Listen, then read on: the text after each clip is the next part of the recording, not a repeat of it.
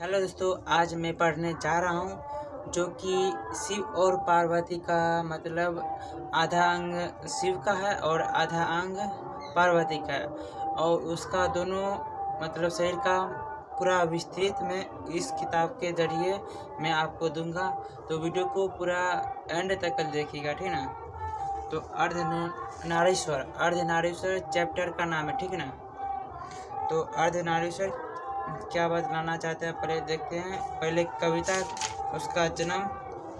अर्धनारीश्वर का मतलब जो लिखा है उसने, उसका नाम है रामधारी सिंह दिनकर। रामधारी सिंह दिनकर का जन्म हुआ था 23 सितंबर 1908 को और उसका मृत्यु हुआ था 24 अप्रैल 1974 को, ठीक ना। और उसका माता का नाम था रामधारी सिंह दिनकर का माता का नाम था मनरूप देवी और रवि सिंह। मतलब माता का नाम मनरूप देवी और पिता का नाम रवि सिंह था, ठीक ना। पत्नी के नाम श्यामा देवी था। और शिक्षा, प्रारंभिक शिक्षा गांव और आसपास 1928 में मोकामा घाट रेलवे हाई स्कूल में, मैट्रिक 1932 में पटना कॉलेज से CBS ऑनर्स इतिहास किया, ठीक ना। तो रामधारी सिंह दिनकर जी ने पटना से मतलब इतिहास का ऑनर्स किया था और 1932 में, ठीक ना। तो अब अर्धनारीश्वर चैप्टर आ रहा है तो ध्यान से सुनिएगा, ठीक ना। तो पूरा फोकस इस वीडियो पर होना चाहिए, ठीक ना, तभी वीडियो को अच्छा से समझ पाइएगा। तो शुरू करते हैं। अर्धनारीश्वर शिव और पार्वती का कल्पित रूप है जिसका आधा अंग पुरुष और आधा अंग नारी का है। एक ही मूर्ति की दो आंख, एक में रसमई तो दूसरी विकराल। एक मूर्ति में भुजाएं तो एक मूर्ति में तिरछुल। तो दोस्तों, रामधारी सिंह दिनकर जी कहते हैं मतलब एक ही मूर्ति में क्या कहते हैं, कल्पित, जिसका आधा अंग पुरुष है, जिसका आधा अंग पुरुष का है और आधा अंग नारी का है, ठीक ना। आधा अंग नारी का है, आधा अंग पुरुष है, जिसमें कि एक पैर में बाघंबर है, दूसरे में साड़ियाँ हैं। तो और रामधारी सिंह दिनकर जी कहते हैं कि तो रामधारी सिंह दिनकर जी कहते हैं कि एक में मतलब शिव और पार्वती एक हाथ में तिरछुल है तो दूसरे में हाथ में चूड़ियाँ हैं, ठीक ना। दूसरे हाथ में चूड़ियाँ और क्या कहते हैं, एक आंख विकराल, मतलब एक तरह गुस्सा की तरह दिख रहा है, एक तरह मतलब रसमई मतलब प्यार भरा मतलब आंख दिख रहा है, ठीक ना। तो आगे है दूसरी की पहुँच पर चूड़ियाँ और उंगलियाँ उलट से लाल एवं एक ही मूर्ति में दो पांव, एक में जरीदार साड़ी से आवृत्ति और दूसरा बाघंबर से ढका हुआ। तो बोलते हैं दोस्तों कि एक में मतलब जारीदार मतलब एक में साड़ी है तो दूसरे में बाघ का छाला। एक ही हाथ में डमरू, एक में बीना परम उधार। एक नयन में गरल और एक तरल में संजीवनी की धार है। तो इनका कहने का मतलब ये हुआ, एक आंख रसमई है तो दूसरी आंख विकराल है, ठीक ना। जटा झूठ के लहर, पुण्य की शीतलता सुखकारी। तो शंकर भगवान का जो जटा है वो मतलब गुथा हुआ रहता है, ठीक ना। और आगे पढ़ते हैं।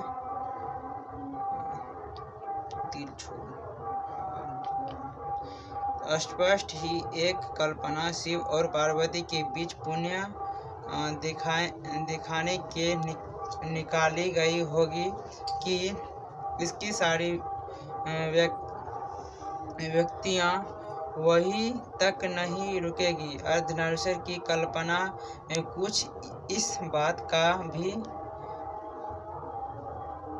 संकेत है कि नर और नारी पूर्ण रूप से समान है। नर और नारी पूर्ण रूप से समान है और एवं उनमें एक के गुण दूसरे के दोष नहीं हो सकते हैं। रामधारी सिंह दिनकर जी कहते हैं नर और नारी पूर्ण रूप से समान है, एक के गुण और दूसरे के दोष नहीं हो सकते हैं, ठीक ना। एक के गुण और दूसरे के दोष नहीं हो सकते हैं, अर्थात नारियों के गुण आए तो इससे उनकी मर्यादाहीन होती है, बल्कि उन्हें पूर्णतः वृद्धि होती ही है। किंतु पुरुष और स्त्री में अर्धनारीश्वर का यह रूप आज कहीं भी दिखने में नहीं आता है। ठीक है, तो अर्धनारीश्वर जी कहते हैं कि जैसे कि बता रहे हैं आगे बढ़कर, संसार का सर्वत्र पुरुष और स्त्री नारी समझती है कि पुरुष के गुण सीखने से उनका नारीत्व में लगेगा। इस प्रकार पुरुष भी स्त्रीचित गुणों को अपनाकर समाज का स्त्रीण कहलाने से घबराते हैं। दोस्तों, इसका मतलब पैराग्राफ मुझको समझ में नहीं आया है तो इसको छोड़ देते हैं, आगे मैं वीडियो में समझाऊंगा। और पुरुष के गुण के बीच एक प्रकार का विभाजन होता है और विभाजन की रेखा का लांघन और नारी दोनों के भय लगता है। किंतु ऐसा लगता है कि गुणों का बंटवारा करते समय पुरुष ने नारी से उनका राय नहीं पूछी, मन से उसका जहाँ चाहा नारी को बिठा दिया, स्वयं को वह वृक्ष पर बैठा और नारी को लता पर बैठा दिया। अर्धनारीश्वर यानी कि रामधारी सिंह दिनकर जी कहते हैं, और क्या कहते हैं,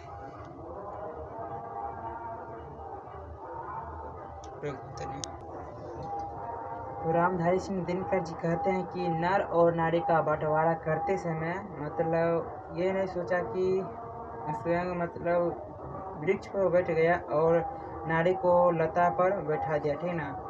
तो आगे बढ़ते हैं, क्या लिखा है, नारी को उसने कली मान लिया, मतलब टहनी जो होता है, तब से वह धूप यानी कि तब से नारी जो स्त्री होती है, पुरुष होते हैं, घर के अंदर काम करने लगा और पुरुष जो है घर के बाहर का काम करने लगा। स्त्री जो है वो घर का अंदर काम करता है, जो होता है झाड़ू पोछा खाना पीना सब बनाता है, वो स्त्री काम है। पुरुष का काम है उसका मतलब जो बाहर का काम आता है वो विस्तृत होता है, ठीक ना। तो आगे मैं बोलता हूँ तो उसको समझिएगा। विचारवादी और भावना पत्नी रही है, जहाँ भी कर्म कोई क्षेत्र का अधिकार हो, कोई भूमि का सत्ता का कोई सीधा उत्स है, उस पर कब्जा नारी का नर का माना जाता है। नर है विविधता का मुख्य, परंतु जो स्त्री बनकर तैयार करता है नारी का, ठीक ना। तो दोस्तों वीडियो को पूरा देखिएगा, ठीक ना। उस वस्त्र का छींटे डालना और नर के कुदाल चलाने वाला बलवान किसान जो मिट्टी तोड़कर अन्न उपजाते हैं। दोस्तों, पुरुष का काम है जो क्या कहते हैं, जब किसान खेत में काम करने जाते हैं तो कुदाल से मतलब खोद कर क्या कहते हैं, मिट्टी को भुरभुरा बनाते और उपजाऊ बना के मतलब घर में खाना देते, ठीक है। नारी का काम दोनों को छोड़ना पछोड़ना है। नर है नदियों का वेग में प्रवाह, नारी उसमें लहर बन कर उठती गिरती रहती है। सिंहासन से प्रस्तुत राजा के लिए होता है, रानी उसके सोमांग की शोभा मात्र है। मतलब जो स्त्री है, मतलब उसका रूप रंग, जिसका पुरुष रहता है उसका रूप रंग, मतलब क्या कहते हैं, कहाँ पर थे, राजा का युवा है तो कहाँ पर थे, यहाँ पर रानी का शोभा मात्र सत्य है। राजा का गिरवा और विशाल वक्षोदेश, रानी उन पर मंदार हार बनकर झूलने के लिए, राजा काय और रानी छाया का प्रतीक, सत्य का साकार, कुछ नहीं है। पुरुष देवछे ज्वाला तत्व दोस्तों बता रहे हैं इसका अर्थ क्या होता है, ठीक है ना। इसको अर्थ बताने वाला है तो इसको बता दे रहे हैं। दिवस ज्वाला, इस पराधीनता का कारण नारी अपने अस्तित्व की अधिकारिणी नहीं रही।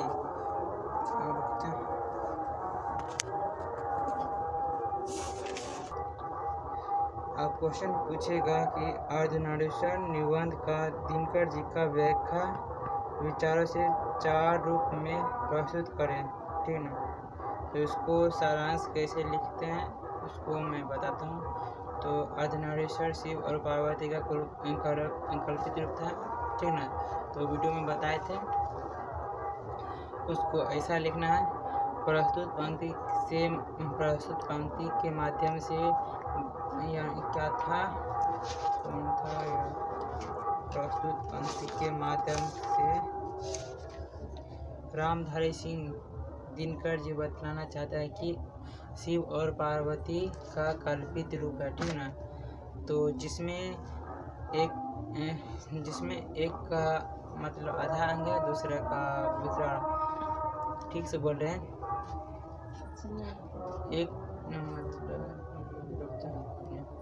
हेलो दोस्तों, आज हम पढ़ने जा रहे हैं एक चैप्टर जो कि 12th और 11th में दोनों में पूछा जाता है हर बार, जैसे कि पढ़ाया जाता है। वो है चैप्टर है बातचीत और उसका लेखक है बालकृष्ण भट्ट। तो इसको अच्छा से एक्सप्लेन करेंगे, तो वीडियो को पूरा देखिएगा। जो भाई पहली बार देख रहे हैं वीडियो को लाइक एंड चैनल को सब्सक्राइब कीजिएगा, ठीक ना। तो चलते हैं, मैं अपने चैप्टर पर आता हूँ। तो दोस्तों पहले मैं इसका बालकृष्ण भट्ट का जन्म और मरण बता देता हूँ। तो बालकृष्ण भट्ट का जन्म हुआ था 10 जून 1844 को और उसका मृत्यु हुआ था 20 जुलाई 1914 को, ठीक ना। तो बालकृष्ण भट्ट का निवास स्थान जहाँ पर वो रहते थे तो उसका स्थान है इलाहाबाद, उत्तर प्रदेश। और इसका माता का नाम था पार्वती देवी और पिता का नाम था बेनी प्रसाद भट्ट, ठीक ना। तो दोस्तों इसको यहीं पर रहने देते हैं। अब सीधा चलते हैं सीधा बातचीत पर, क्या उसने बताया है डिटेल से।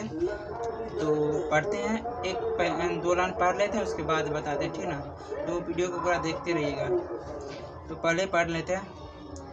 बातचीत है। इसे तो सभी को स्वीकार करेंगे कि अनेक प्रकार की शक्तियाँ जो वरदान की भांति ईश्वर ने मनुष्य को दी है, उनमें वाक शक्ति भी एक है।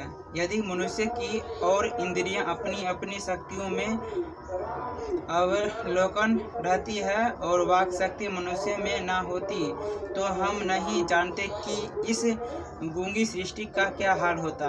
तो दोस्तों बालकृष्ण भट्ट जी बतलाना चाहता है, अगर हमें वाक शक्ति नहीं होती तो इस जितना भी इस सृष्टि है तो उसका मतलब कैसा रहता है, सब गूंगे रहता है, यानी कि लूंज पूंज कहीं कहीं कुछ होता है। आगे बढ़ते हैं तो वीडियो को दिखाते हैं। रहे थे वो पूरा सृष्टि गूंगे रहते, ठीक है ना। उसके बाद आगे बढ़ते हैं। सब लोग लूंज पूंज से होते, मानो कि मैं बैठा दिया गया हो, और जो कुछ सुख दुख का अनुभव हमें अपनी दूसरी की इंद्रियों के द्वारा करते हैं, उसे अवाक होने के कारण आपस में एक दूसरे से कुछ नहीं कह पा सकते हैं, ठीक ना दोस्तों। ये बालकृष्ण भट्ट जी बतलाना चाहते हैं कि अगर हमें वाक शक्ति नहीं होते तो क्या होते पता है, हम अपने यानी कि गूंगे रहते। तो मानो कि मैं किसी से इशारा से बात करता, यानी कि जो भी मतलब सुख दुख का अनुभव होता है, तो मैं अपने ना ही दूसरे के कह पाते, ना ही किसी को बात को सुन पाते, ठीक ना। बालकृष्ण भट्ट जी का यही कहना है। और आगे बढ़ते हैं तो इस वाक शक्ति के अनेक फायदे हैं। स्पीच वात्स्यान बातचीत दोनों है कि स्पीच से बातचीत का ढंग ही निकलता है। बातचीत में वक्ता को नाच रखता चाहिए, मौका नहीं दिया जा सकता है कि वह बड़े अंदाज से गिराकर पाँव रखता हुआ लोटपोट पर जा पड़ा है। दोस्तों बालकृष्ण ये बतलाना चाहते हैं कि अगर हमें वाक शक्ति नहीं होते तो क्या होता पता है, मतलब लूंज पूंज यानी कि गिराकर पाँव, मतलब किसी को इशारा में बात करते, मतलब पानी खाना के, तो ऐसे मतलब बहुत चीज बालकृष्ण जी बतलाते हैं। तो आगे और अच्छा से इसको समझकर पहले पढ़ते हैं, उसके बाद समझाते हैं, ठीक ना। कहाँ पर थे?